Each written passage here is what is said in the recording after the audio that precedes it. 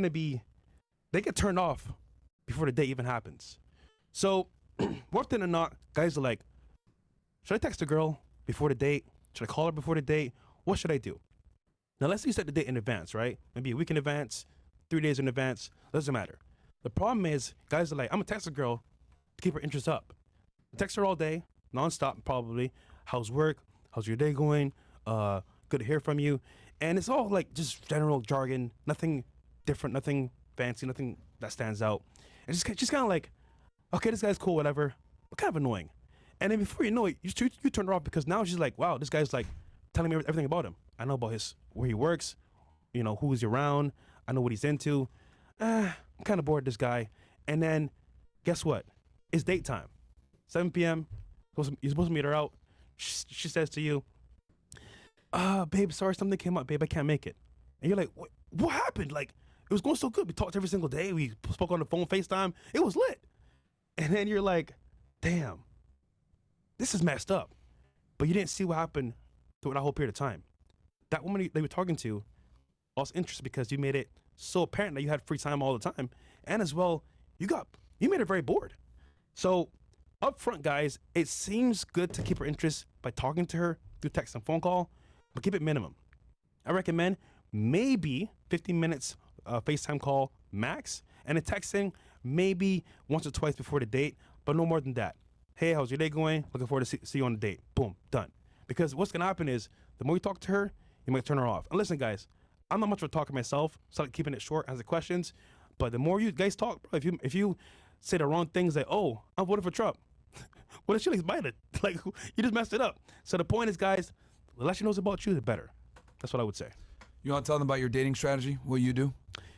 I will get into that, but just to make it very brief. Actually, Castle Club, I'm going to get some details, some actually live receipts as well. But to keep it short, guys, what I do is I ask questions. I say, listen, I want to know about you. You're amazing. I love your eyes. But something's telling me about your eyes. There's more to you than just your beautiful eyes.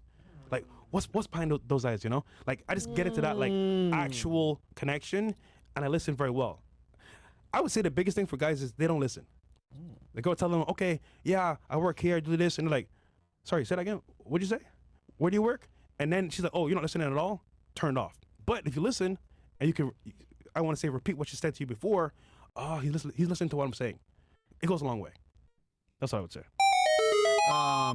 Yeah, listening is a very important skill. And then also you'll be able to tell things about them because sometimes they snitch on themselves.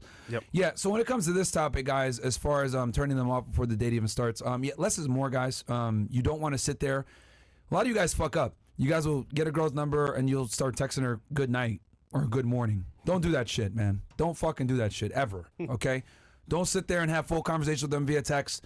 Don't sit there and call them every day. Like, I would say before you set up the date, like maybe at absolute most, a 10 to 15 minute Zoom call. I said Zoom call, sorry. FaceTime or regular phone call.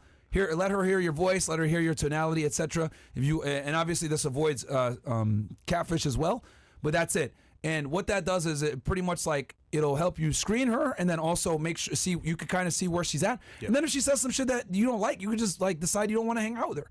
Like it also works for you as well, so you don't waste your time. And then also you don't get catfish. That's a big one because, bro, catfishing is real. Like these girls will use pictures from fucking 2017 on you, and you show up and she's 217. Like fuck that shit, man. Okay, so guys, yeah, bro, it's fucking terrible. So don't become a victim of catfishing. Like understand what you're getting into, and also put her on the spot.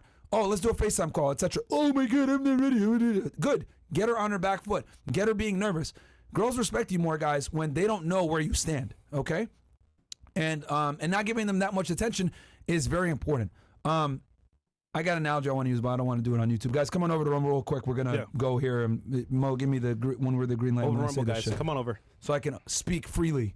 Come on to Rumble for a little bit while I. So your job as the man is to give them as little validation, aka gas, as possible.